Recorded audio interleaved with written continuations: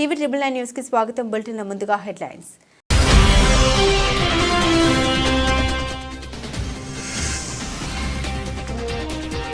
WhatsApp యూజర్లపై Pegasus నిఘా ధృవీకరించిన America court.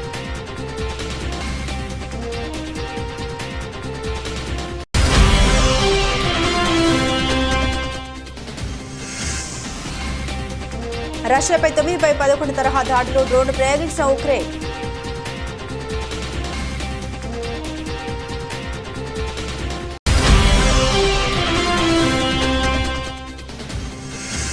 Gulf week labour క్యాంపును సందర్శించిన ప్రధాని మోదీ. భారత కార్మికులతో కలిసి అల్పాహార విందు చేసిన మోదీ.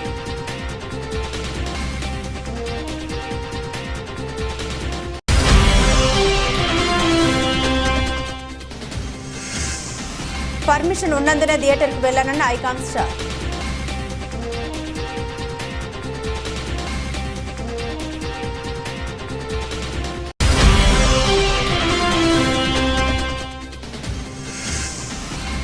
అధికారం ఉందని అసెంబ్లీ సాక్షిగా అబద్దాలు చెబితే నిజమవుతాయా? సీఎం రేవంత్ రెడ్డిపై కేటీఆర్ ఫైర్.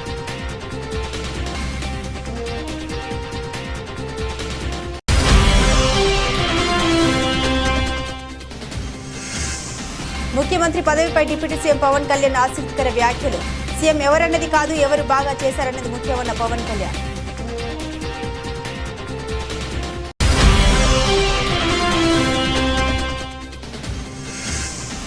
బాక్సింగ్ డే టెస్టుకు ముందు భారత్కు భారీ షాక్. నెట్స్లో గాయపడ్డ రోహిత్ శర్మ.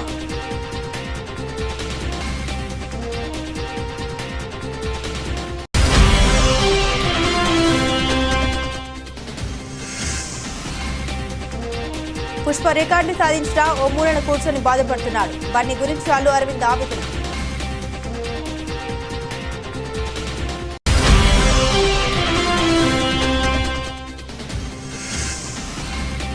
నిసాన్ హోండా జట్టు వాహనాల తయారీలో పరస్పరం సహకరించుకోనున్న దిగ్గజ కంపెనీలు.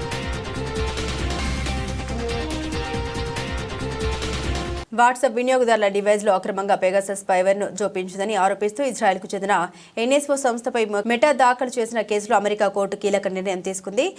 వాట్సాప్ వినియోగదారుల డివైజ్ల హ్యాకింగ్కు ఎన్ఎస్ఓ గ్రూప్ దే బాధ్యత అని స్పష్టం చేసింది. వాట్సాప్లోని బగ్ను ఉపయోగించుకుని అక్రమంగా స్పైవేర్ను జోపించిందని ఎన్ఎస్ఓ గ్రూప్ వై మెటా సంస్థ 2019లో అమెరికా కోర్టును ఆశ్రయించింది. ఈ కేసును విచారించిన న్యాయమూర్తి పిలిస్ హామిల్టన్ 1400 మంది వాట్సాప్ వినియోగదారుల డివైజ్లు లక్ష్యంగా మారడానికి పెగాసస్ స్పైవేర్ తయారు చేసిన ఎన్ఎస్ఓ గ్రూప్ దే బాధ్యత అని స్పష్టం చేశారు.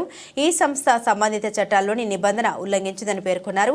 కోర్టు వ్యాఖ్యల పట్ల మెటా సంస్థ హర్షం వ్యక్తం చేయగా ఎన్ఎస్ఓ గ్రూప్ స్పందించలేదు. పెగాసస్ స్పైవేర్ ఉదంతం భారత్లోని ప్రకంపనలు రేపిన సంగతి తెలిసిందే. 300 భారతీయ మొబైల్ నంబర్లపై పెగాసస్ వినియోగించాలని 2021లో వార్తలు వచ్చాయి. ఇందులో అప్పటి వరకు 2 కేంద్ర మంత్రులు, 3 ప్రతిపక్ష పార్టీల నేతలు, జర్నలిస్టులు, వ్యాపారులు ఉన్నట్లు ఆరోపణలు సంచలనం రేపాయి. అయితే ఈ ఆరోపణలకు ఆధారాలు లేవని అప్పటి ఐటీ మంత్రి అశ్విని వైష్ణవ్ పార్లమెంట్లో ప్రకటించారు. ఇప్పుడు అమెరికా కోర్టు తీర్పు నేపథ్యంలో మరోసారి దేశంలో పెగాసస్ స్పైవేర్ చర్చనీయాంశంగా మారింది.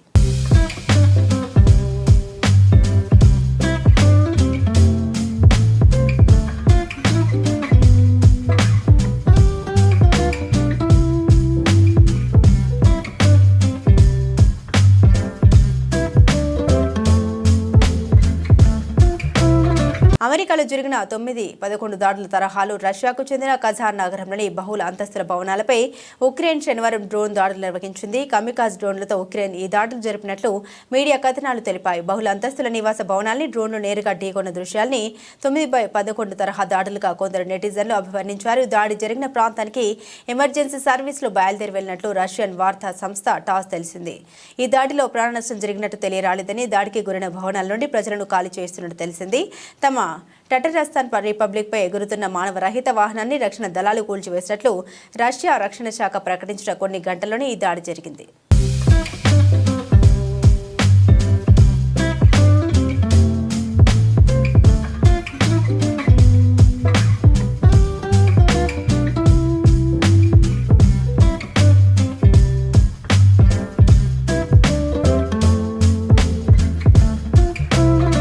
కువైట్ పర్యటనలో మొదటి రోజు భారత ప్రధానమంత్రి Narendra Modi Gulf Spic labour క్యాంపును సందర్శించారు.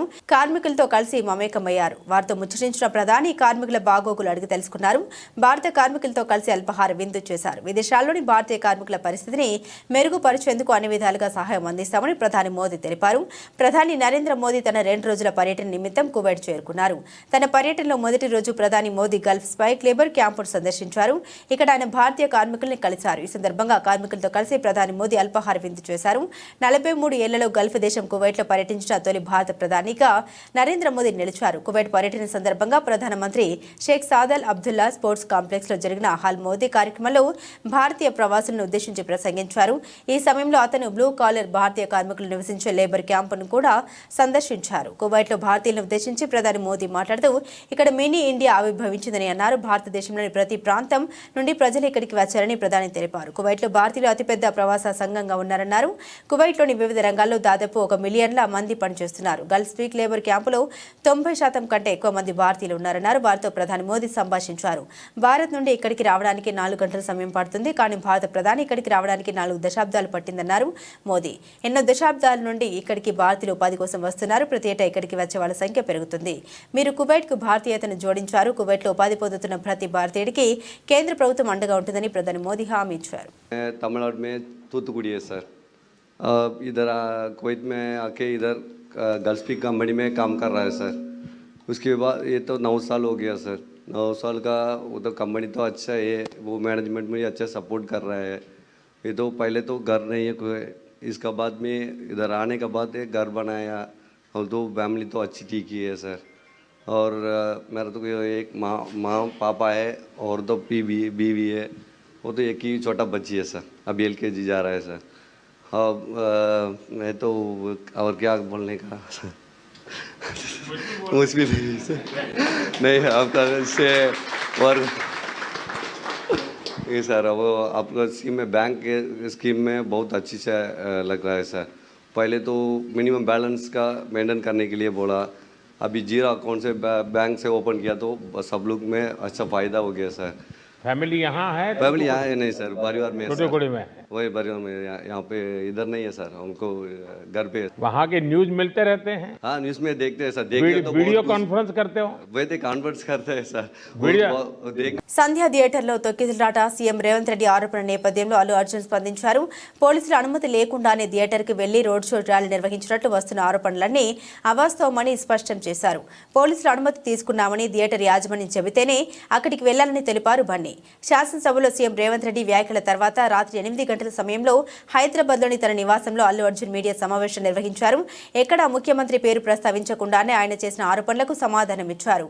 తొక్కిసలాట ఘటనలో తన వ్యక్తిత్వంపై దుష్ప్రచారం చేస్తూ ఉన్నారని ఆవేదన వ్యక్తం చేశారు. థియేటర్ వద్ద జరిగిన ఘటన చాలా దురదృష్టకరమన్నారు. బాధిత కుటుంబానికి సానుభూతి తెలియజేస్తున్నానని, చికిత్స పొందుతున్న బాలుడు శ్రీతేజ్ త్వరగా కోలుకోవాలని ఆకాంక్షించారు. సినిమా థియేటర్ తనకు దేవాలయం లాంటిదని, అక్కడ దురదృష్టకరమైన ఘటన జరిగితే తనకంటే ఎక్కువగా బాధపడే వాళ్ళు ఉంటారా అని అల్లు అర్జున్ ప్రశ్నించారు. శ్రీతేజ్ ఆరోగ్య పరిస్థితిని గంటకు తెలుసుకుంటున్నాను. అతను కోలుకుంటున్నాడని తెలిసి చాలా ఆనందపడుతున్నాను. నేను ఆ కుటుంబాన్ని పట్టించుకోవడం లేదని దుష్ప్రచారం చేస్తున్నారు.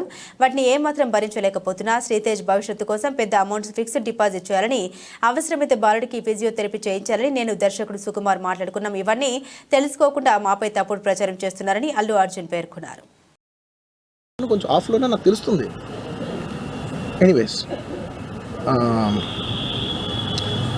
నెక్స్ట్ నేను ఒక వీడియో పెట్టా, సరే to justly show that I'm there. It's not even about the money, it's not about the money. అంటే it is just money is just gestures to show that I'm willing to do something అని చెప్పడం కోసం. ఆ తర్వాత మేము ఏం చేయొచ్చు you know, ఆ తర్వాత మేము అన్ని సెలబ్రేషన్స్ క్యాన్సిల్ చేసాం. వద్దు అసలు వాళ్ళకి అలా ఉంటే మనం ఎలా సెలబ్రేట్ చేస్తాం, మొత్తం అన్ని క్యాన్సిల్. పెద్ద పెద్ద ఫంక్షన్స్ అక్కడ కర్ణాటకలో అక్కడ ఇక్కడ పెద్దగా చేద్దాం అనుకున్నాం. వద్దులే ఇంకా దీని తర్వాత అన్నీ షట్ చేసానని చెప్పేసి ఇంకా నా ప్రయత్నంలో నేను ఏం చేశానంటే, డాడీ మీరు వెళ్ళి కలవంటే ఆయన కూడా కలవకూడదు అన్నారు. ఒక స్పెషల్ పర్మిషన్ పెట్టి నువ్వు వెళ్ళు, పోనీ మా ఫాదర్ ఇన్ లా పంపించండి, లేదంటే సుకుమార్ గారు పంపించండి, లేకపోతే వాళ్ళ వైఫ్ని పంపించండి, లేకపోతే ప్రొడ్యూసర్స్ పంపించండి, బన్నీవాసన్ పంపించండి. ఇలా ఎప్పటికప్పుడు అప్డేట్ తెచ్చుకుంటున్నాను to know what is happening with the kid.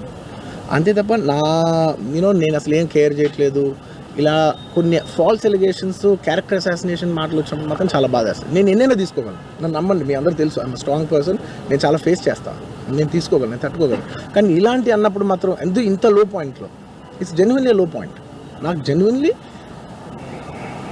అధికారం ఉందని అసెంబ్లీ సాక్షిగా అబద్దాలు చెబితే నిజమవుతాయని BRS working president KTR Congress ప్రభుత్వాన్ని ప్రశ్నించారు. రుణమాఫీ కాలేదని రైతన్నలు ఇంకా రోడ్డెక్కుతున్నారని తెలిపారు. 100% రుణమాఫీ అయిందని నిరూపిస్తే రాజీనామాకు సిద్ధమని శాసనసభ సాక్షిగా సవాల్ విసిరితే స్వీకరించకుండా ప్రభుత్వం తోక ముడిచిందని మండిపడ్డారు. రుణమాఫీ కాని రైతన్నలకు సర్కారు ఏం సమాధానం చెబుతోందని నిలదీశారు. రుణమాఫీ జరిగితే రోడ్ల మీదకు వచ్చి ధర్నాలు చేయాల్సిన కర్మ రైతన్నలకు ఎందుకన్నారు.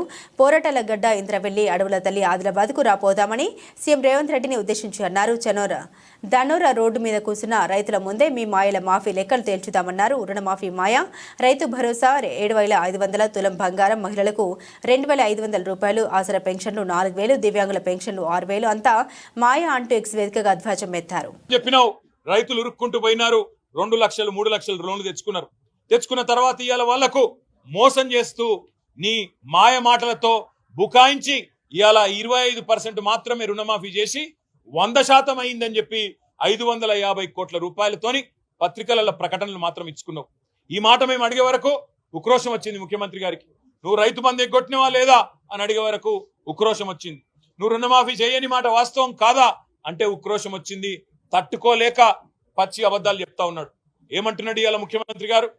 కేసీఆర్ గారు 11 విడతలుగా ఆయన ప్రభుత్వంలో 72,000 కోట్ల రూపాయల రైతు బంధు ఏదైతే డబ్బులు నగదు బదిలీ పథకం, భారతదేశంలోనే అతిపెద్ద నగదు బదిలీ పథకం, అది సక్సెస్ఫుల్ గా అమలు చేసిండో దానిని కూడా ఈరోజు బదనాం చేసే ప్రయత్నం ఈ ప్రభుత్వం చేస్తా ఉంది.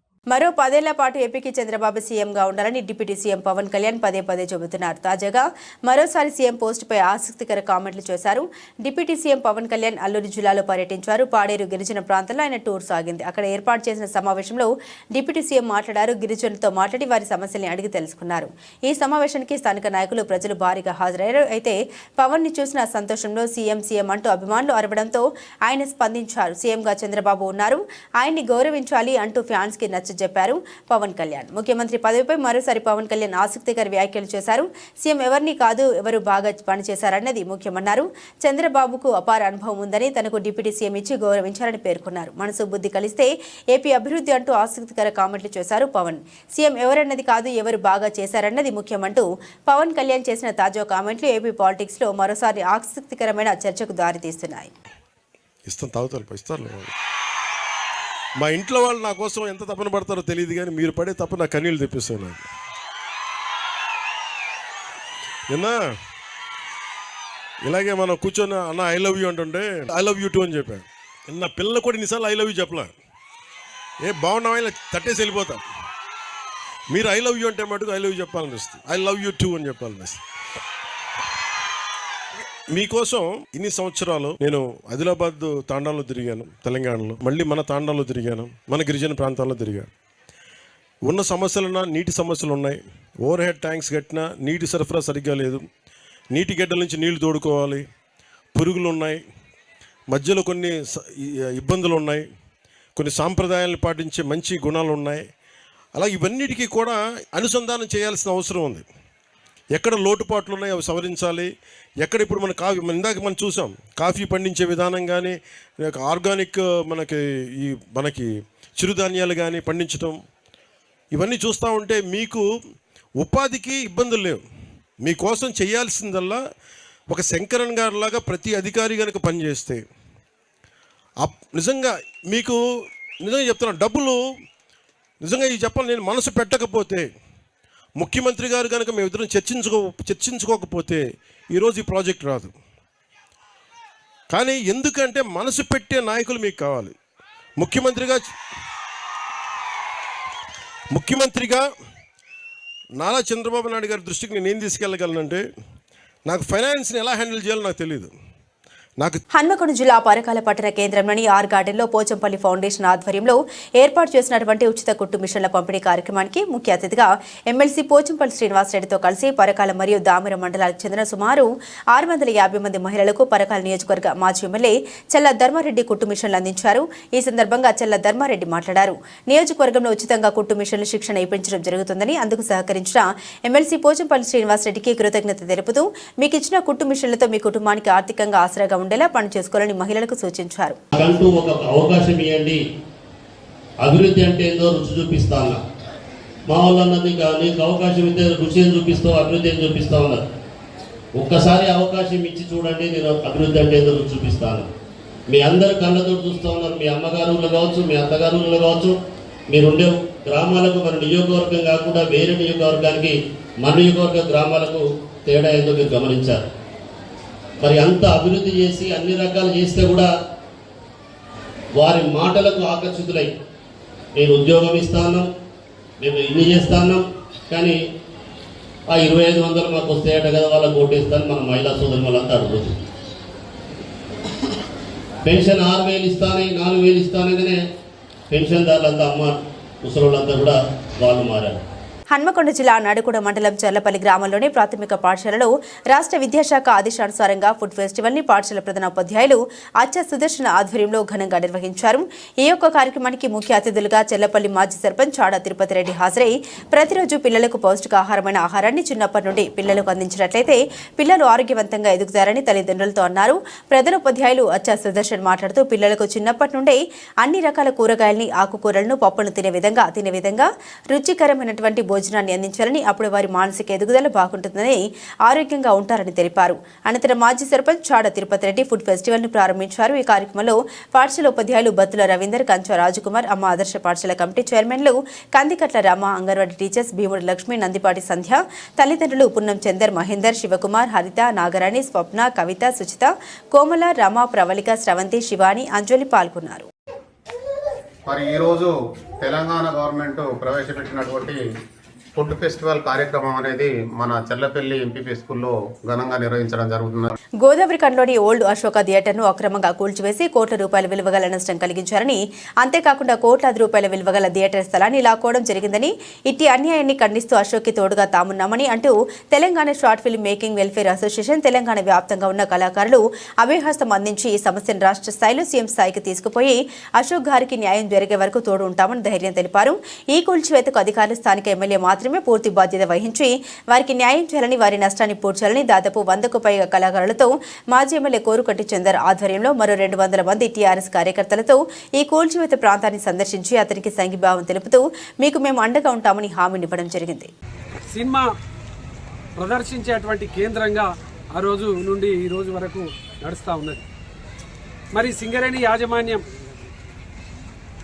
దీనికి లీజు కొంత ఇవ్వడంలో ఈ యొక్క లీజ్ హోటల్స్లో ఉన్నటువంటి కొంత డిస్ట్రిబ్యూటర్తోని పెండింగ్ అయితే, నేనే ప్రత్యేకంగా నాగరికి ఎమ్మెల్యేగా ఉన్నప్పుడు వస్తే ఇదే C&MD బలరాం గారికి అప్పుడు డైరెక్టర్గా ఉండి వారికి ప్రత్యేకంగా చెప్పడం జరిగింది.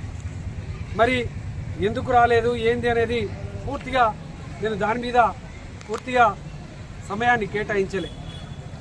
ఇప్పుడు ఈ ఎన్నికల్లో ఇక్కడ మక్కన్ సింగ్ గారు గెలిచిన తర్వాత వెంటనే మరి దీన్ని డిస్మెటల్ చేయించారు. స్థానిక రమేష్ నగర్లోని ఉషోదయ హైస్కూల్ సైన్స్ ఫేర్ ఘనంగా నిర్వహించారు. 1వ తరగతి నుండి 10వ తరగతి విద్యార్థులు సుమారు 64 ఎగ్జిబిట్లు ఈ సైన్స్ ఫేర్లో ప్రదర్శించారు. 9 మరియు 10వ తరగతి విద్యార్థులు ప్రదర్శించిన సోలార్ సిస్టమ్ మరియు వాటర్ డ్యామ్ సిస్టమ్ అతిథులను మరియు పోషకులను విశేషంగా ఆకర్షించాయి. మరియు పలు ప్రదర్శనపై వివరాలు అడిగి తెలుసుకున్నారు. ఈ కార్యక్రమంలో పాఠశాల correspondent Kotha Srinivasa Reddy, vice principal CR ఈడీవిన్ శైలజ మరియు పోషకులు అధిక సంఖ్యలో పాల్గొన్నారు.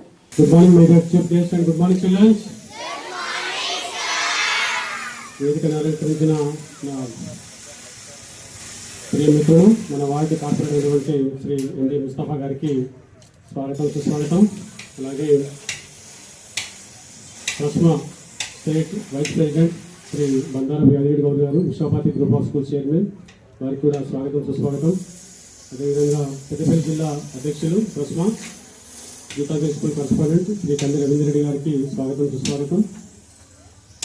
అదేవిధంగా నా రామగుండం నా తోటి సహచారి మిత్రులు, అధ్యక్షుల వారిగా వారు నాకు ఎంతో సహకారం తీస్తున్నారు. అధ్యక్షుల వారికి శ్రీ ఆదర్శండి సమ్మారావు గారు, గుడ్ మార్నింగ్ స్కూల్ కరెస్పాండెంట్, ప్రస్మా రామగుండం కార్పొరేషన్ అధ్యక్షులు. అదేవిధంగా మిత్రులు చంద్రపట్ల తిరుపతి గారు, Christian talent school central colony correspondent, అదేవిధంగా పెద్దపల్లి జిల్లా జనరల్ సెక్రటరీ, వారికి స్వాగతం, సుస్వాగతం. అదేవిధంగా గెస్టులు వచ్చేది చాలామంది కూడా, సో అందరికీ తరగతి స్వాగతం పలుకుదాం. ఈరోజు మా కార్యక్రమాన్ని మన్నించి మా జిల్లాలను ఆశీర్వదించడానికి వచ్చిన ప్రతి ఒక్కరికి కూడా పేరు పేరున నమస్కారాన్ని తెలియజేస్తూ, సో సైన్స్ అనేది మన జీవితంలో ఎంతో ముఖ్యమైన కార్యక్రమం. సైన్స్ లేనిదే మనం మనుగడ లేదు. సైన్స్ తోటే మన అన్ని విషయాలు ముడిపడి ఉన్నాయి. కాకపోతే మనం తెలిసి ఉదయం లేచిన మొదలు రాత్రి 12 వరకు కూడా ప్రతిదీ కూడా సైన్స్ తోటే ముడిపడింది. సో మా యొక్క చిన్నారులు చేసేటువంటి యొక్క ఎక్స్పెరిమెంట్స్ని మీ యొక్క పెద్ద మనసుతో వాళ్ళు వీక్షించి వాళ్ళని ఆశీర్వదించవలసిందిగా ప్రతి ఒక్కరిని నేను కోరుతాను. ఈరోజు విశ్వోదయ స్కూల్లో సైన్స్ ఫేర్ కార్యక్రమానికి ఆహ్వానించిన కరెస్పాండెంట్ శ్రీనివాస్ గారికి మరియు ఇక్కడికి విచ్చేసిన సమ్మారావు సార్, వివిధ స్కూల్ కరెస్పాండెంట్ సార్లందరికీ ధన్యవాదాలు తెలియజేస్తూ, మరియు విశ్వోదయ స్కూల్ టీచర్లకు, ఉపాధ్యాయులకు, బాలల విద్యార్థులందరికీ నమస్కారం. బోర్డర్ గవస్కర్ ట్రోఫీ సిరీస్ రసవత్తరంగా సాగుతుంది. 3 మ్యాచ్లు ముగిసేసరికి భారత్, ఆస్ట్రేలియా జట్లు 1-1తో సమంగా ఉన్నాయి. ఈ క్రమంలో కీలకమైన 4వ టెస్టు మెల్బోర్న్ వేదికగా డిసెంబర్ 26వ తేదీ నుండి ప్రారంభం కానుంది. ఇప్పటికే 2 జట్లు కూడా మెల్బోర్న్కు చేరుకుని ప్రాక్టీస్ను మొదలుపెట్టాయి. బాక్సింగ్ డే టెస్టును విజయవంతం సాధించేందుకు గాను 2 జట్లు అస్త్రశస్త్రాలను సిద్ధం చేసుకుంటున్నాయి. అయితే ఈ మ్యాచ్కు ముందు టీమిండియాకు భారీ షాక్ తగిలింది. ప్రాక్టీస్ సెషన్లో కెప్టెన్ రోహిత్ శర్మ గాయపడ్డట్లు వార్తలు వస్తున్నాయి. నెట్స్లో బంతిని ఎదుర్కొనే సమయంలో అతడి ఎడమ మోకాలికి బాల్ తగిలినట్లు తెలుస్తుంది. నొప్పి తీవ్రంగా ఉండడంతో అతడు వెంటనే వైద్య సహాయం కోరాడు. అతడి మోకాలికి పట్టి వేశారు. దీంతో రోహిత్ శర్మ ప్రాక్టీస్ ఆపేసి కుర్చీలో పక్కగా కూర్చున్నాడు. అతడి గాయం తీవ్రతపై ఇప్పటికైతే స్పష్టత లేదు. ఒకవేళ తీవ్ర గాయమై అతడు 4వ టెస్టుకు దూరమైతే మాత్రం అది భారత్కు గట్టి ఎదురు దెబ్బగానే చెప్పవచ్చు. ఇక శనివారం నెట్స్లో కేఎల్ రాహుల్ చేతికి గాయమైనట్టు తెలుస్తుంది. కాగా వీరిద్దరి గాయాలపై బీసీసీఐ ఇప్పటి వరకు ఎలాంటి అధికారిక ప్రకటన చేయలేదు. అయితే 4వ టెస్టుకు మరో 4 రోజుల సమయం ఉండడంతో అప్పటి వరకు ఇద్దరు కోలుకుంటారని జట్టు మేనేజ్మెంట్ భావిస్తుంది.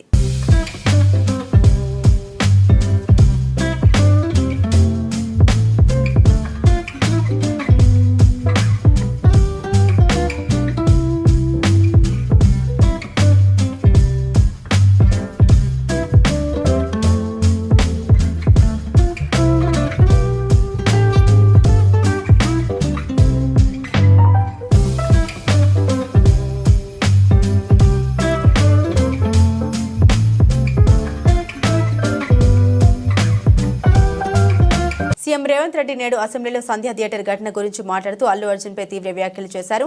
దీంతో నేడు అల్లు అర్జున్ ఆ వ్యాఖ్యలపై స్పందిస్తూ ప్రెస్ మీట్ పెట్టారు. అల్లు అర్జున్ అవన్నీ అబద్ధపు ఆరోపణలని చెప్పి ఆ బాబు గురించి బాధపడుతున్నారని ఎమోషనల్ అయ్యారు. అయితే అల్లు అర్జున్ మాట్లాడిన తర్వాత అల్లు అరవింద్ మాట్లాడారు. అల్లు అరవింద్ మాట్లాడుతూ పుష్ప సినిమా ఇంత పెద్ద సక్సెస్ అయింది, దేశవ్యాప్తంగా రికార్డులు సాధిస్తుంది. ఒక తండ్రిగా బన్నీ ఇంత సక్సెస్ అయితే నేను సంతోషిస్తున్నాను. కానీ అల్లు అర్జున్ గత కొన్ని రోజులుగా ఈ గార్డెన్లో మూలకు కూర్చొని బాధపడుతున్నాడు. నేను వెళ్ళి అడిగాను, చాలా సెలబ్రేషన్స్ ప్లాన్ చేశారు. వెళ్ళు, కనీసం బయటకైనా వెళ్ళు, ఇక్కడ ఇలా ఎందుకుంటామని చెప్పాను. కానీ తాను ఎక్కడికి వెళ్ళనని చెప్పాడు. ఇంత సక్సెస్ అయినా తన అభిమానుల ఫ్యామిలీ ఇలా అవ్వడంతో చాలా బాధపడుతున్నాడు. అల్లు అర్జున్ని అలా చూస్తుంటే బాధగా ఉంది. ఇవాళ కొన్ని అబద్ధపు ఆరోపణలు రావడంతో క్లారిటీ ఇవ్వాలని అనుకుంటున్నాం, అందుకే మాట్లాడి క్లారిటీ ఇచ్చారని తన ఆవేదన మీడియా ముందు తెలిపారు. మీరు చెప్పే సమాధానంలో ఏదైనా లీగల్ ప్రాబ్లం రావడానికి అన్ని అవకాశాలు ఉన్నాయి. దయచేసి మీరు మాట్లాడాలనుకుంది ఏంటో వారు చెప్పారు, ఆ మాట్లాడాలనుకుంది మాత్రమే మాట్లాడండి అని అన్నారు. ఇది మీ క్వశ్చన్స్ జాడ్జ్ చేయడానికి కాదు, దయచేసి అర్థం చేసుకోండి. It is an insistence from the lawyers not to answer the questions, not to take the questions, not to take the questions. ఏమండి, అవే పార్ట్ ఆఫ్ ద సిస్టమ్ కదా. No, let me, I wanted to tell something, let me complete.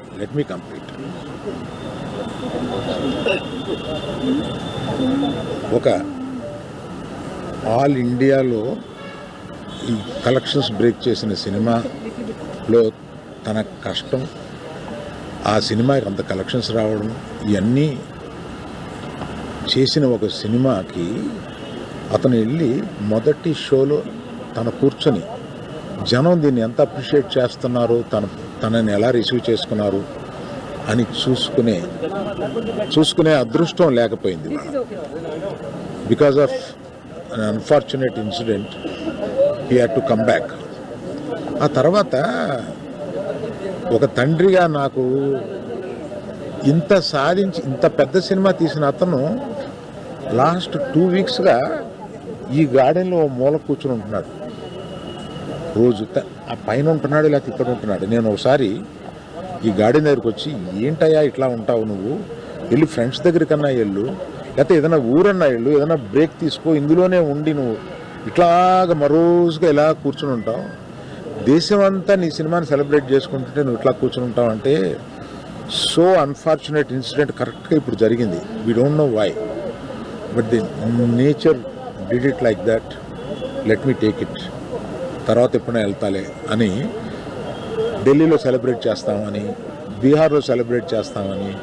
ప్రముఖ Japan కార్ల తయారీ సంస్థలు Honda, Nissan భాగస్వామ్యం దిశగా అడుగులేస్తున్నాయి. ఇక ఒక సంస్థ ఫ్యాక్టరీలో మరొక సంస్థ కార్లను ఉత్పత్తి చేసే అంశాన్ని పరిగణలోకి తీసుకోవాలని భావిస్తున్నాయని జపాన్ వార్తా సంస్థ క్యోడో శనివారం తెలిపింది. తద్వారా 2 సంస్థల విలీనం అవకాశం ఉందని పేర్కొంది. ఇందులో భాగంగా నిసాన్ కంపెనీకి తన హైబ్రిడ్ వాహనాలను సరఫరా చేయనుందని సమాచారం. హోండా కార్ల తయారీ సంస్థ జపాన్లోని 2వ అతిపెద్ద కార్ల తయారీ సంస్థ. విలీనం జరిగితే హోండా తర్వాత నిసాన్ కార్ల తయారీ సంస్థ ప్రపంచంలోని అతిపెద్ద 3వ సంస్థగా నిలుస్తుంది. ఏటా టయోటా, ఫోక్స్ వ్యాగన్ కార్ల తయారీ సంస్థలు 74 లక్షల కార్లు విక్రయిస్తున్నాయి. తర్వాతి స్థానంలో నిసాన్ నిలుస్తుంది. గత మార్చిలో ఎలక్ట్రిక్ వాహనాల అభివృద్ధిలో సహకరించుకోవాలని 2 సంస్థలు ఒప్పందం చేసుకున్నాయి. కానీ ఇటీవల కాలంలో నిసాన్ ఆర్థిక వ్యూహాత్మక సమస్యలు చిక్కుకుంది. నిసాన్, మిత్సుబిషి మోటార్స్ కలిసి తమ శక్తి సామర్థ్యాన్ని పెంచుకోవాలని, పరస్పరం సహకారంతో ముందుకెళ్లాలని భావించామని, దీనిపై ఇంకా నిర్ణయం తీసుకోవాల్సి ఉందని హోండా అధికార ప్రతినిధి పేర్కొన్నారు. హోండాతో విలీనంపై స్పందించే విషయమై నిసాన్ నిరాకరించింది. మిత్సుబిషి మోటార్స్లో నిసాన్ ప్రధాన వాటాదారు. బ్రిటన్లోని నిసాన్ కార్ల ఫ్యాక్టరీని హోండా ఉపయోగించుకోనుందని తెలుస్తుంది.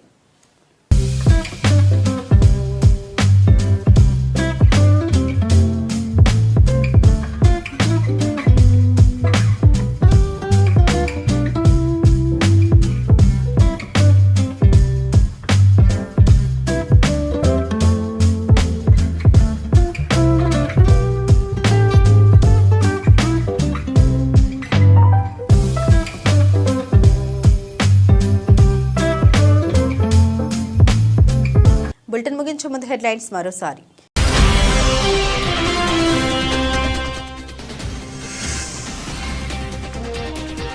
వాట్సాప్ యూజర్లపై పెగాసస్ నిఘా ధృవీకరించిన America court.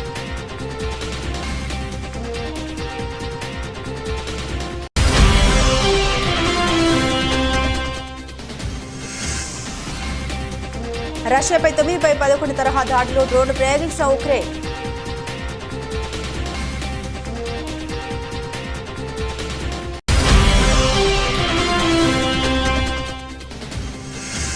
Gulf speak labour క్యాంపును సందర్శించిన ప్రధాని మోదీ. భారత కార్మికులతో కలిసి అల్పాహార విందు చేసిన మోదీ.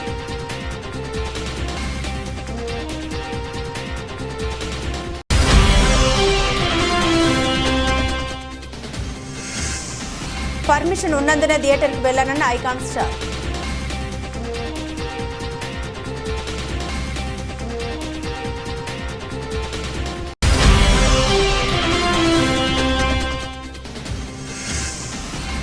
అధికారం ఉందని అసెంబ్లీ సాక్షిగా అబద్ధాలు చెబితే నిజమవుతాయా? సీఎం రేవంత్ రెడ్డిపై కేటీఆర్ ఫైర్.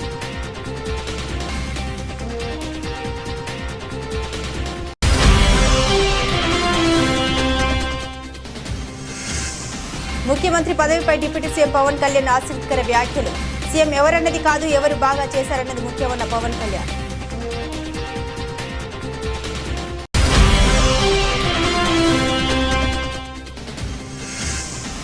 బాక్సింగ్ డే టెస్టుకు ముందు భారత్కు భారీ షాక్. నెట్స్లో గాయపడ్డ రోహిత్ శర్మ.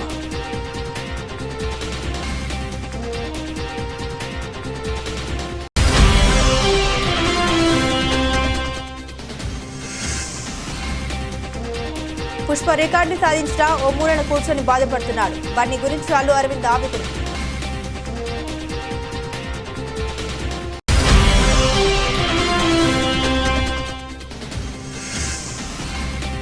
నిసాన్ హోండా జట్టు వాహనాల తయారీలో పరస్పర సహకరించుకోనున్న దిగ్గజ కంపెనీలు.